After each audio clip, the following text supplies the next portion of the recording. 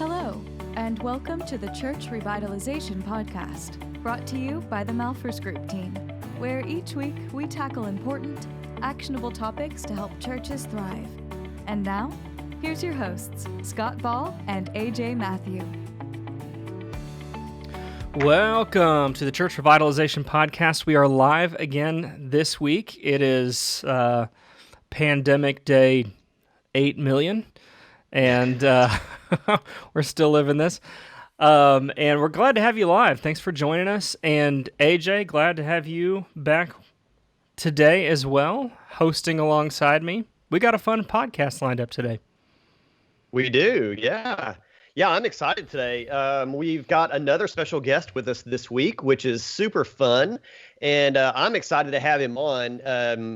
And so, yeah, well, all right, I'm not even going to build it up. We've got Jason Burns with us. Jason is the pastor of Access Church in Lakeland, Florida. He and his wife started the church back in 2007, and we're going to give them a big congratulations because in this fall, they're actually moving into their own building, which is super awesome. Jason's also, though, the founder of Radiant Printing, and probably a lot of our audience is familiar with Radiant, and in printing, marketing things, websites, design services, all kinds of cool stuff to get your church known to the people that you want to make sure know it. And so we're just super excited to have him on, and we're going to talk a little bit about what we can do in this weird interim, strange, bizarro world of church right now in what Jason is calling working the wait.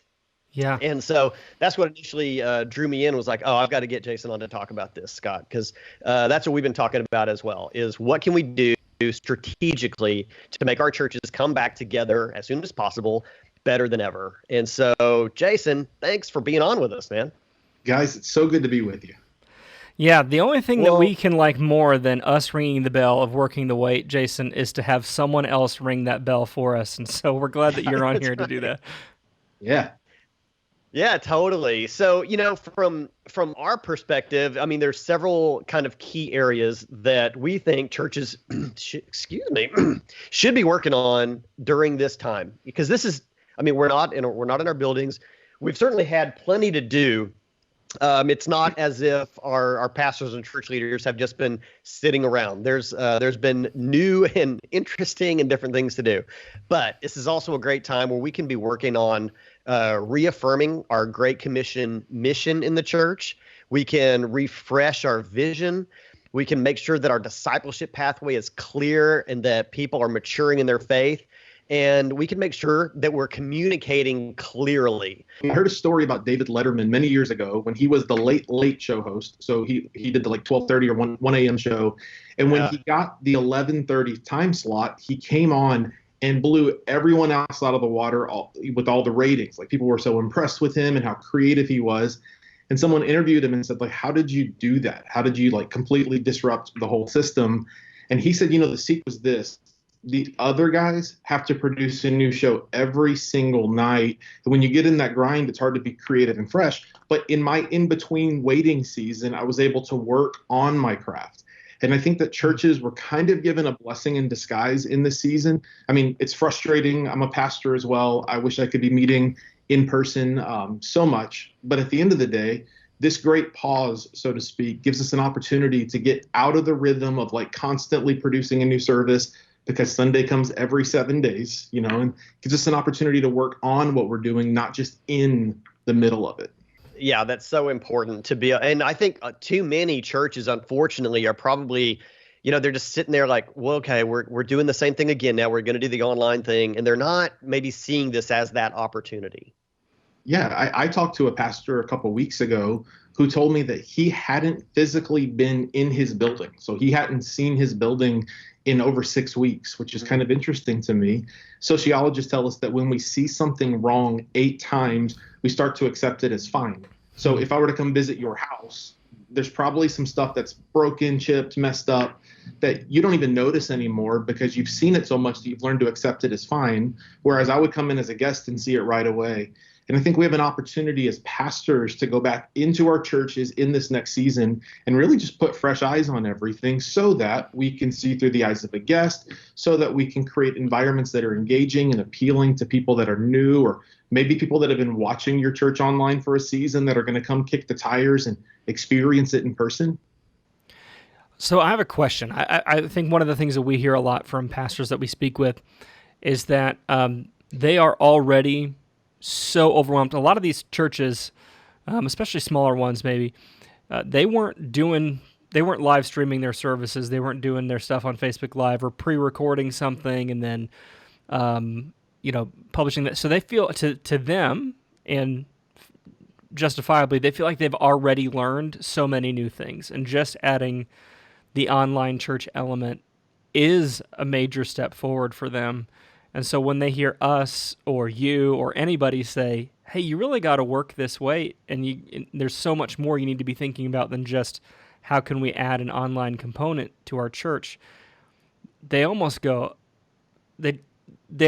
it out because they're so overwhelmed already. So what's your response to that? Well, how can they kind of push through that feeling of overwhelm and really maximize this opportunity to really rethink more than just, do we have an online service?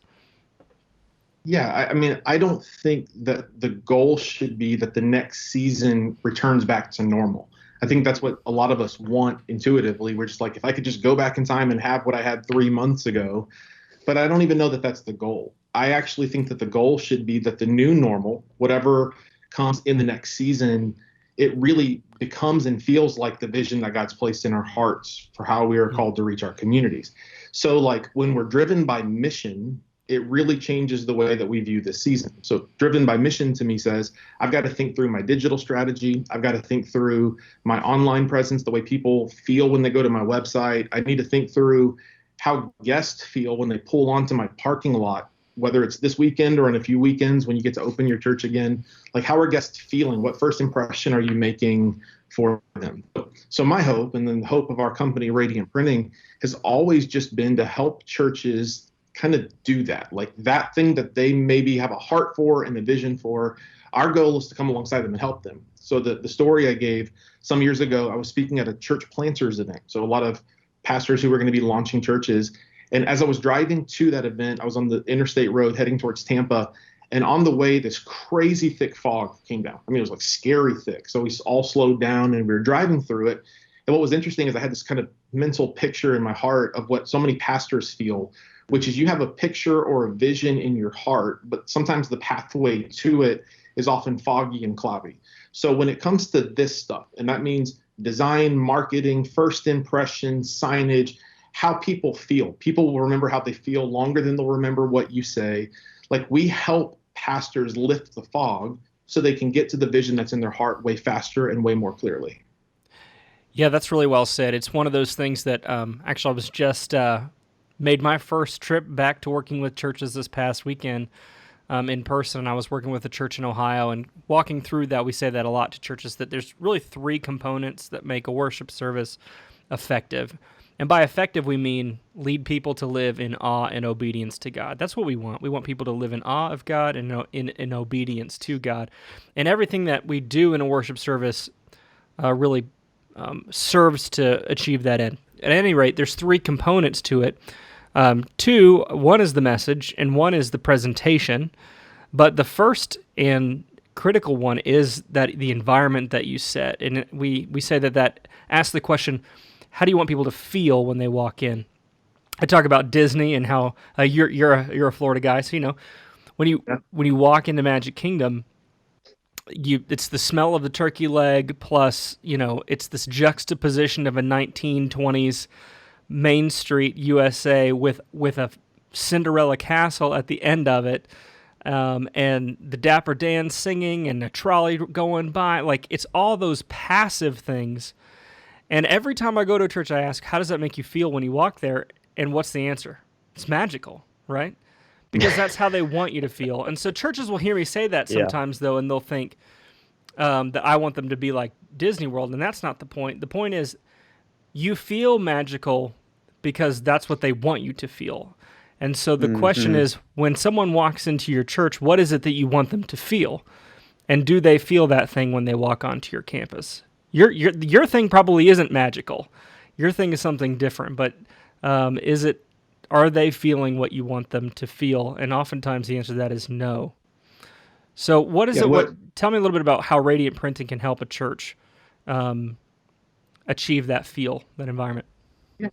Well, I would start with your point of asking, what does a church even want to accomplish? So I think if a church is thinking outwardly, which is not how do we keep our church people just happy, that we want to bless and help our church people, but if we're going to be outsider focused and hope that guests will come to our church, we're not trying to create Disney World. I think that can get confusing and hurtful or challenging for people to process. Right. But I do think that a lot of churches use the phrase welcome home.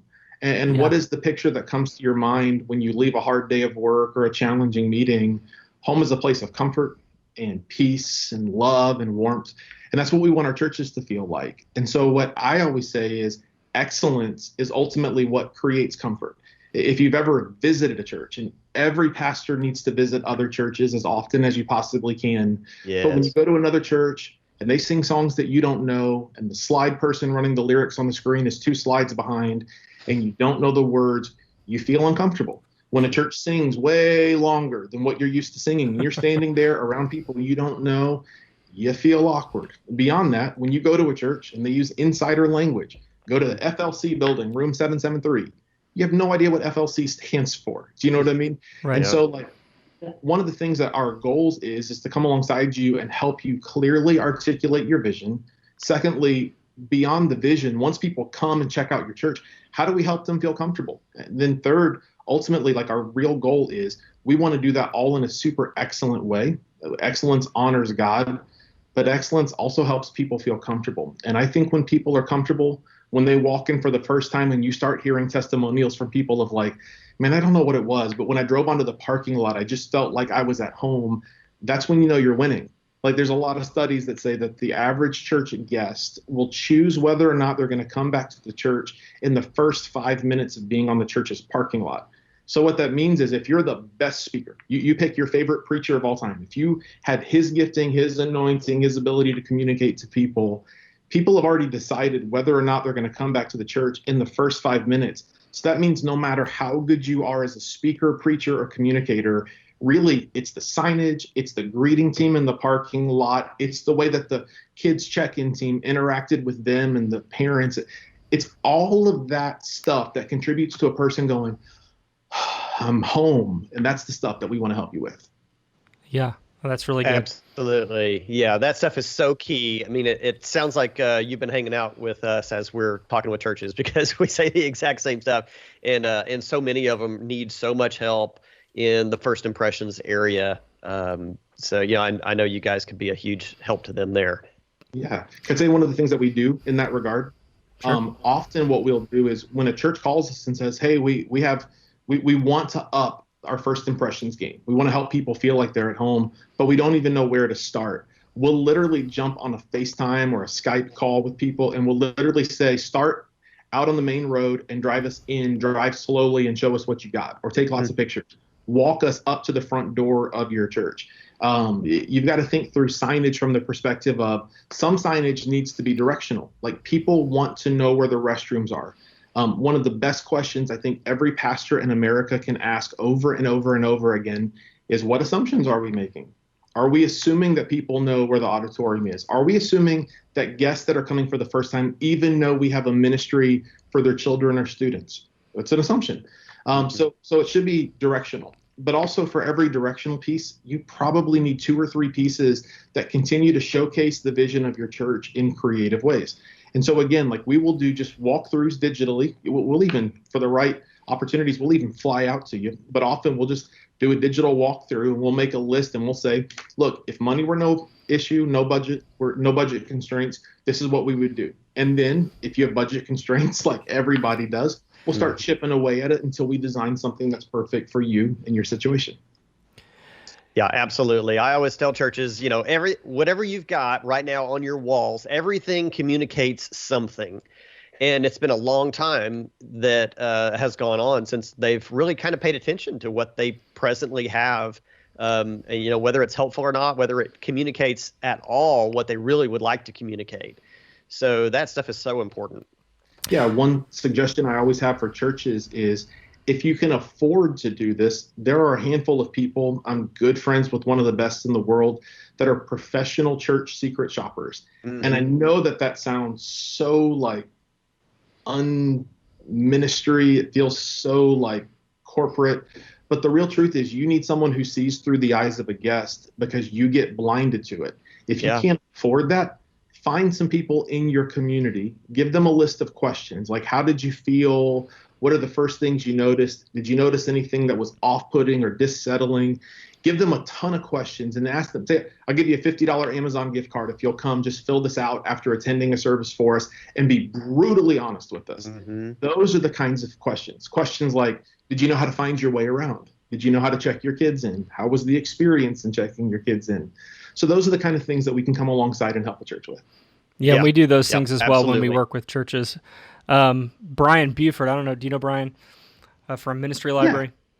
Yeah. I noticed he tells a story of they paid some guys on, I don't know, whatever, like TaskRabbit or one of those sort of apps. That the task they had them do was come to their church and just answer a handful of questions after visiting the service. And so those folks were paid to be there, but they were paid as just like literally random people from their community. So certainly not necessarily churchgoers. They may or may not have been.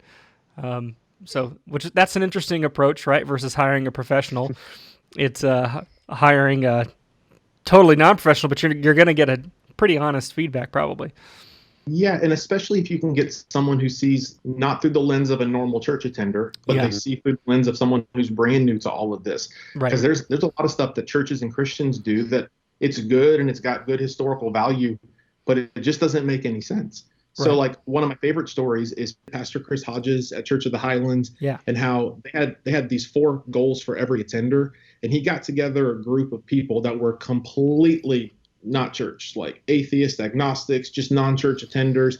And he said to them, here's our 4 things. Does this even make sense to you? And he worked with them back and forth until the message didn't change, but the approach to it did. So he didn't compromise what he was doing. He just wrote it in a way that people that were far from God could come into the church and it would actually just make sense to them. So I think everything you do has the opportunity to be looked at through fresh eyes in this season. When it comes to how Radiant Printing can help, look, like we just want to come alongside for churches and do what I said in the first half, which is to lift the fog so that churches can see more clearly as to how they can reach people more effectively. So we'll help you with design if you need a graphic designer, printing, all the signage that you would need. We do all of it. So if you can put ink on it, we're going to help you. And if you need a digital strategy and website design, we'll help you with all that as well.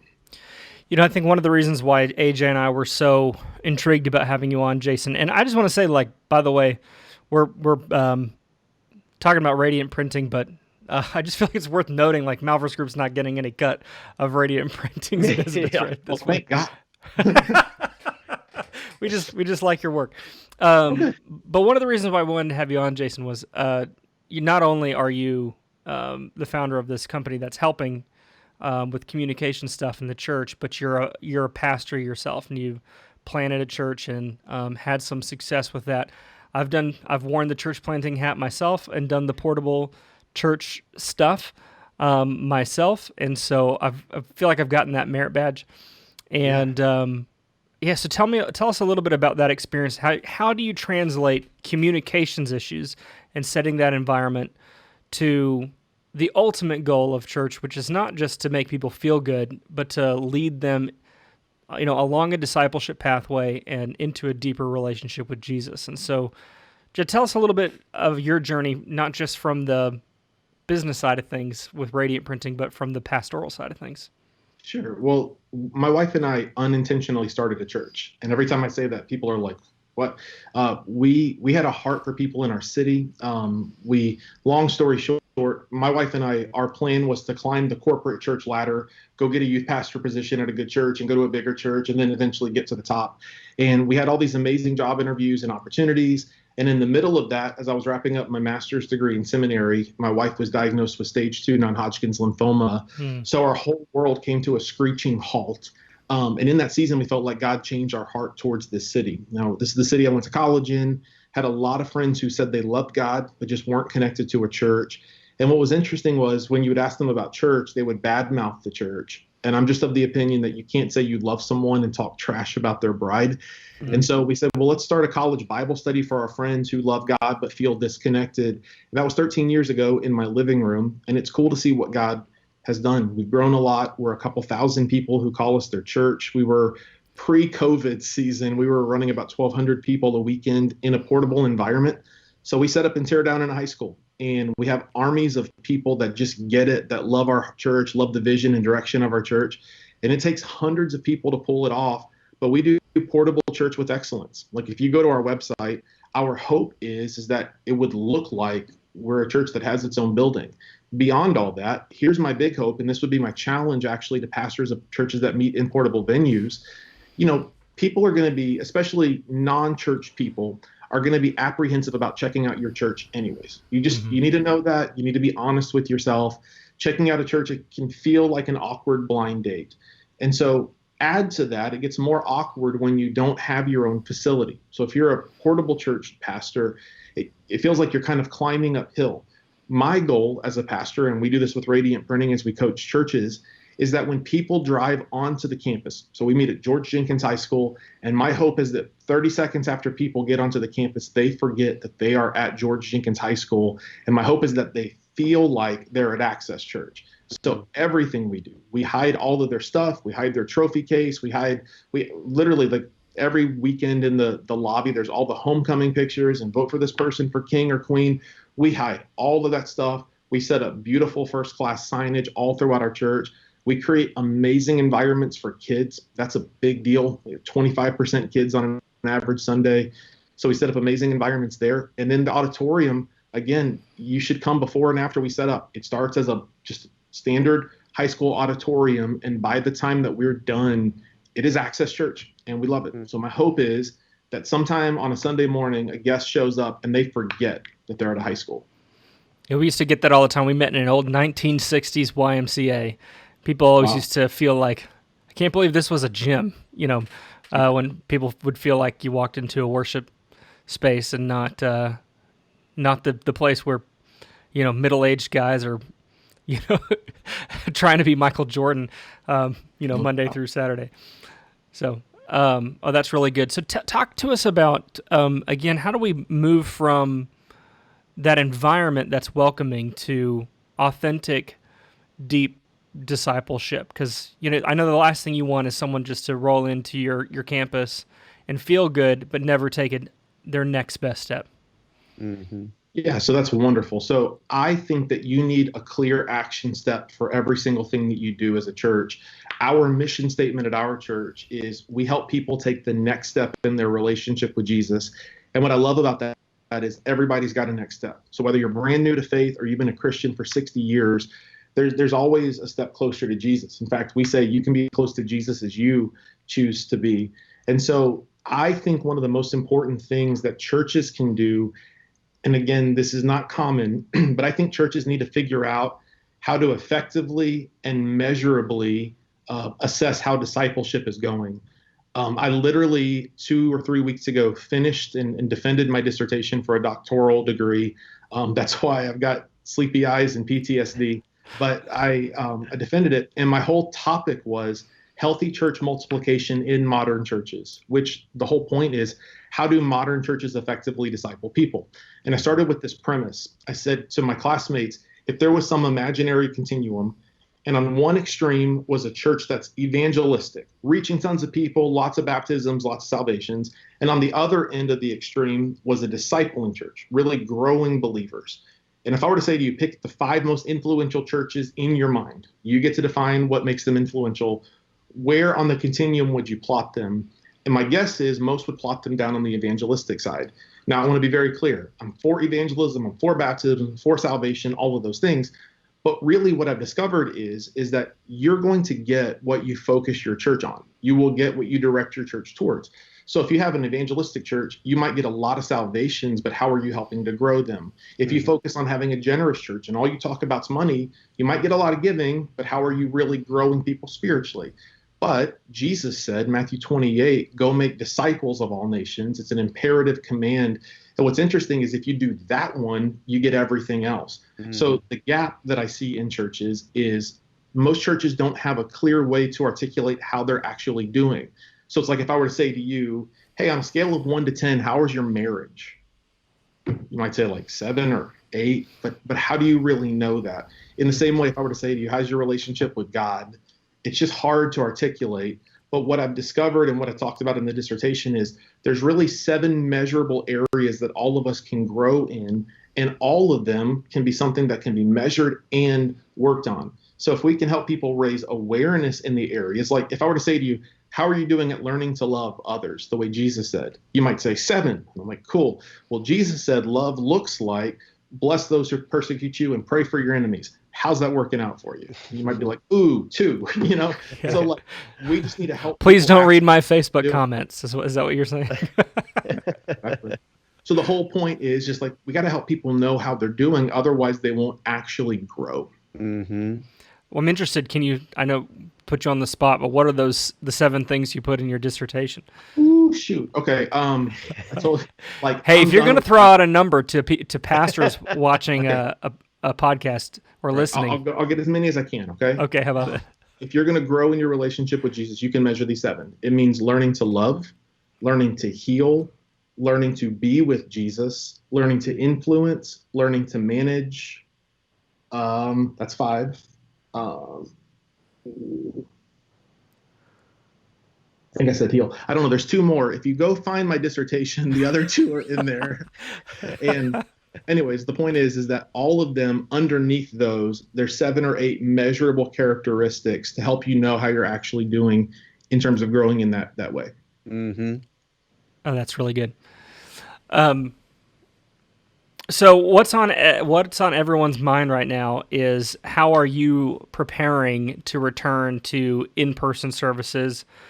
And I know you're in a bit of a tough spot because you're at the mercy of the school system where you guys are meeting. But let's just pretend for a minute that next Sunday they say you're good to go. So what does that look like for you in your church? Yeah, I think that there's 2 different options for churches. Option 1 is you can wait till the restrictions are lifted so that you can do church the way that you do church, which is full-on children's ministry, people packed into an auditorium and worshiping close together. And that's a fine way if you want to do that, and you can wait towards that. Or option 2 is you can get started somewhere and realize that people are going to take a little season to ramp into feeling comfortable. Mm-hmm. So we currently meet at a high school, like you said, so the decision is out of our hands, and that's fine. My hope is to get people feeling good and normal again. So my guess is, depending on where we're at as a country and as a kind of a local area, we may or may not start with children's ministry. My preference would be to have children's ministry, but if we have to start without it, it's worth it to start just to get people actively on the path towards feeling normal again. At the end of the day, it's going to take everybody some time to get used to it. And so I feel like the earlier that we can get started people on that path, the faster it is that they'll actually begin to feel back to normal again. Yeah, I think it's really important. I think AJ and I have been having conversations with churches and encouraging them to take that metered approach, because you don't want to have a problem. Like, you don't want your church to be the reason why people got sick.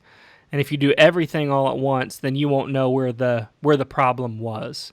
So if you slowly reintroduce things, it'd be better. I can tell you our strategy as of right now, and again, this is super fluid. It may change. But where I live in Florida, we're at the first phase of reopening the economy. And so what that means is we're encouraged to be out, but in groups of less than 10. That's kind of the number. So we've been doing small groups over Zoom, just calling them Zoom groups, and it's good, but the real truth is engagement is starting to decline. A lot of church experts will tell you they think people have digital fatigue. And I have Zoom fatigue, but maybe not digital fatigue. And the reason I don't have digital fatigue that I know is I'm constantly on my phone, I'm constantly on social media. So it's not digital fatigue. I think it's digital relational fatigue, and we need the relationships. So what we're going to do as a church is we're going to open up soon the option for people to open their homes. So it's totally their decision, but to do in-person small groups and in-person Sunday morning church watch parties. And then we'll also kind of offer, conversely, a online experience for people as well, for people to do digital groups online. But that'll just be step one. And then as we get a little further into the month, we're going to do some events, some outdoor service projects that we can kind of do together in a socially distant kind of way. And then as we get even closer, our goal is to do a couple corporate gathering events, like a night of worship. And even before that, we're going to do a couple events for our team of volunteers. We call them Team Access. And our goal is just, again, to help people start getting comfortable with the idea of gathering together again, because I do think people are going to have some PTSD from this, but I also think people are going to bounce back a lot faster than maybe they think they will. My reasoning for that is I have my whole lifetime of normal human interaction, and I've got like 8 weird weeks of social distancing. And so I think that we are trained to just kind of drift back to what is comfortable and normal. So I think once people start getting the feelings that things are normal, it's the reason beaches are packed again. It's just because it feels good and normal. So as a pastor, I just want to safely encourage our people to get together at their level of comfort, and we're going to phase in with groups and then larger gatherings and then a night of worship and eventually some sort, and I don't know what it'll look like yet, but some sort of Sunday morning worship experience. Yeah, I like that. Very good.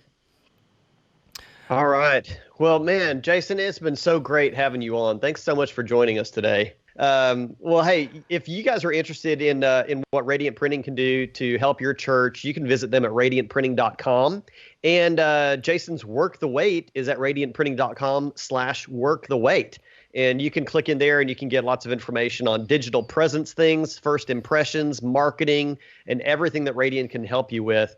And from our end, this is our 40th episode of the Church Revitalization Podcast. So you can get today's show notes at malphursgroup.com/40, and we will have links there as well to Radiant and of course to the things that we can help you with. So, today was a great conversation, and Work the Wait is a multifaceted concept. So we would certainly love to see you do the things that we really are passionate about in clarifying your Great Commission mission, in having clear discipleship pathway in your church, understanding what your values are, what actionable biblical values will really drive what you do, having a really clear vision of what God wants you to do in your city and around the world.